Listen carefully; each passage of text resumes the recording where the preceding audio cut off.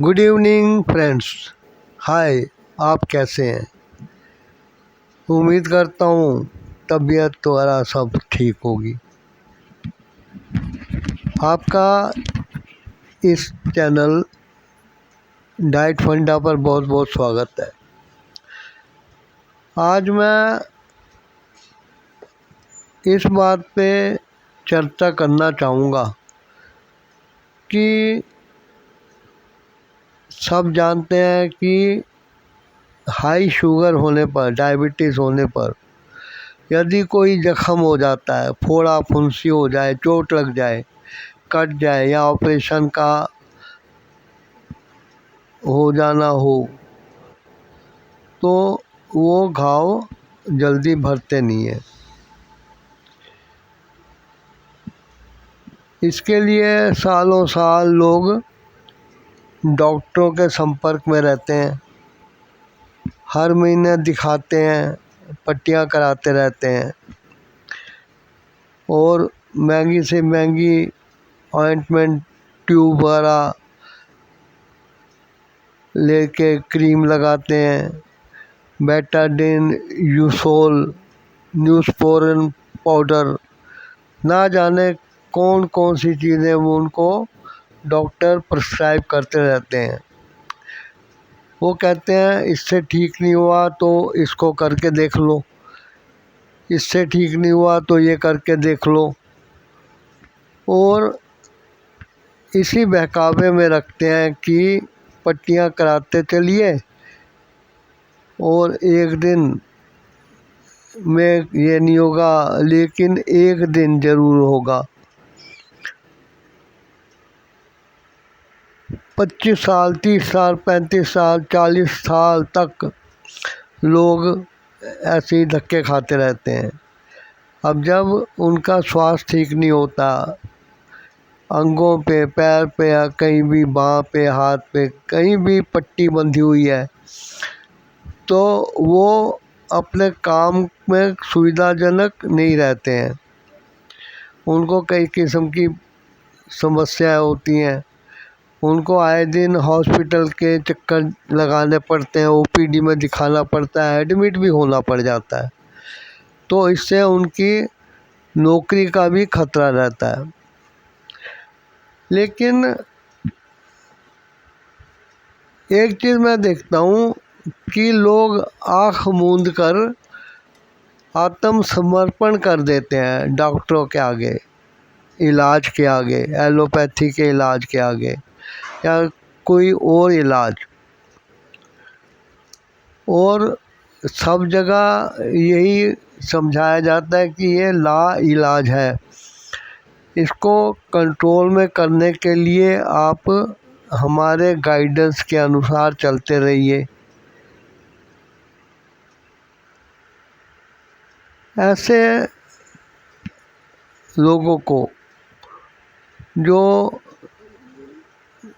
Sugar के ना भरने वाले घाव से ग्रस्त हैं और कई सालों से परेशान है, वो ज़रा सोचें कि उनका घाव क्यों नहीं भर रहा। तो इसका उत्तर यही है कि शुगर और डायबिटीज़, मधुमेह के कारण ऐसा हो रहा है। अब देखिए, मधुमेह, शुगर या डायबिटीज़ जो भी कहो, वो क्या है? वो है शरीर में चीनी का, मीठे का, ग्लूकोज का, स्टार्च का, कार्बोहाइड्रेट का हजम ना होना, यानी कि शरीर को लगना नहीं है। शरीर में वो बनेगा तो खून में चलता रहेगा। अब 100 बना और 80 मूत्र के रास्ते निकल गया, 20 फिर भी बचा है, फिर अगले भोजन पे फिर 100 बनेगा तो ये 120 हो जाएगा। इस तरीके से शुगर की रीडिंग ऐड होती रहती है और हाई ब्लड प्रेशर शुगर चलती रहती है। शुगर के कारण, जो कि एक जलेबी की चाशनी जैसे होती है, गुलाब जामुन रसगुल्ले की चाशनी होती है, ऐसी खून में चाशनी सी बन जाती है। देखिए ये चाशनी क्यों बनी?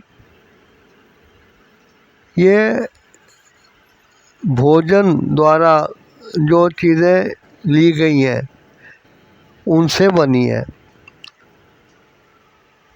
आजकल हर आदमी ये जानता है कि कार्बोहाइड्रेट और स्टार्च, जो कि अनाजों में, गेहूँ वगैरह में जो ग्रेन होते हैं, चावल में भरपूर मात्रा में होता है, फिर भी वो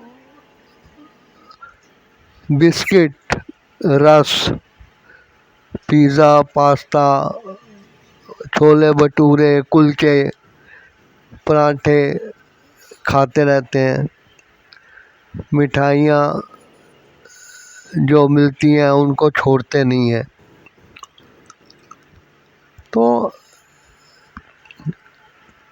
शुगर के घाव भरने की जिम्मेदार डायबिटीज़ नहीं है, पेशेंट खुद है।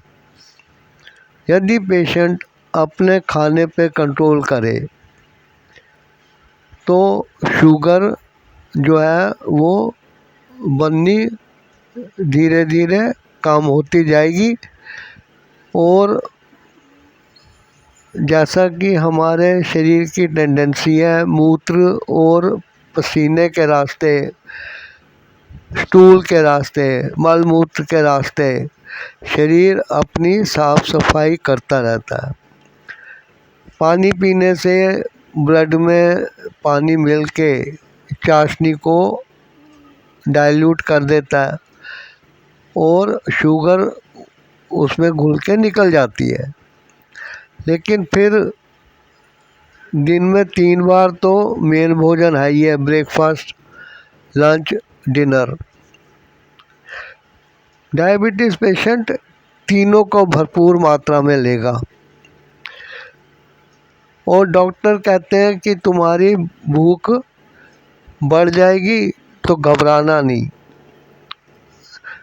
और ये भी कहते हैं कि हर 2 घंटे बाद कुछ ना कुछ खाते रहना। यानी कि डॉक्टर के रिश्ते में बंधे रहने के लिए आपको हर रीति रिवाज से गुजारा जाता है। यदि अनाजों को, दालों को, मिठाइयों को, मीट, मच्छी, अंडे को, दूध, मलाई, लस्सी, घी, मक्खन, जितनी भी दूध से बनी चीज़ें, खोया, मावा वगैरह, असली नकली की बात तो दुकान वाला ही जाने। लेकिन डायबिटीज़ पेशेंट को इन सब को अवॉइड करना चाहिए। या एक रोटी सुबह ब्रेकफास्ट में, वो भी 12 बजे से पहले ना ले। सब्जी, दाल, दही थोड़ी मात्रा में अगर लेना चाहे तो ले, एक ही रोटी ले। दोपहर को एक छोटी कटोरी या छोटी प्लेट में कोई मौसमी फल काट के उसे खाए। पकी हुई चीज़ें, बाज़ार से बनी हुई चीज़ें, बेकरी की चीज़ें, फैक्ट्री से बनी हुई पैक चीज़ें, ये सब पेशेंट को छोड़ देना चाहिए, क्योंकि ये शुगर के लिए नुकसानदायक होती हैं। इन सब से शुगर भी बनती है, ब्लड प्रेशर भी बनता है, नमक, घी, तेल, हर चीज़ इसमें भरपूर मात्रा में होती है, ताकि शी करते हुए जीभ का स्वाद आए और पेशेंट ही बना रहे। कच्ची सब्जियां, कच्चे फल, पत्तियां। देखिए जंगल में इतनी पत्तियां लगी हैं और जिन पत्तियों को जानवर खाते हैं, बकरी जो है वो आक के पत्ते भी खा सकती है, तो आक के पत्ते जहरीले होते हैं। सोच समझ के आप पीपल के पत्ते, बड़ के पत्ते, बेल फल के पत्ते, तुलसी, पान, मूली के पत्ते, साग, जितने किस्म के हैं, जितनी कच्ची सब्जियां सलाद में खाई जा सकती हैं, और ये जो आलू, जिमीकंद, ऐसी चीज़ें हैं, इनमें स्टार्च बहुत होता है। ये ज़मीन के अंदर जो उगती हैं इनको नहीं खाना चाहिए। पालक कच्ची खाएं या पका के, उसके साथ गाजर नहीं होनी चाहिए क्योंकि उससे पत्थरी बन जाती है। आप जिस टाइम अपने पे कंट्रोल करके ये ठान लेंगे कि मैं आज से इसी बताई हुई चीज़ों को जो कि प्रकृति ने इंसान के लिए बनाई है लेना शुरू करूं, जिस दिन पेशेंट ये ठान लेगा उसके दूसरे तीसरे दिन से उसकी शुगर डाउन हो जाएगी। और ध्यान रखिए आपको शुगर के मॉनिटर ले लेने चाहिए, मतलब एक ही, ज़्यादा नहीं, प्लूरल नहीं कह रहा मैं। और अपनी शुगर को चेक करना चाहिए। शाम को 7, साढ़े 7, 8 बजे खाना खाने से पहले आप शुगर को टेस्ट करिए।